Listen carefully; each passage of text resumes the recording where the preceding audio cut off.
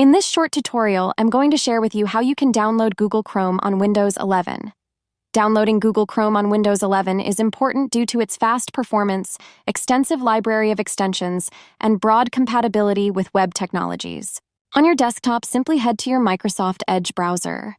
In the search bar, type in Google Chrome Download English. You will see a bunch of different websites, but you will have to select this legit website right here. On this site, you will have to click on Download Chrome. There are a lot of Download Chrome buttons on this site. All you need is to just click on any and proceed to this other section. Click on this blue highlighted option of Download Chrome manually. Your Chrome setup will start downloading. Get to Files and head to your Downloads. Right-click on Chrome Setup. Your Google Chrome will start downloading and also get installed right away. It takes some minutes, but also depends on your internet speed. Your Chrome will get downloaded successfully. Right-click on the Chrome icon and click on Pin to Taskbar.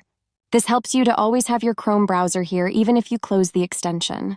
To make it your default browser, click right here on Set as Default. That's how easy it is to download and install Google Chrome on Windows 11.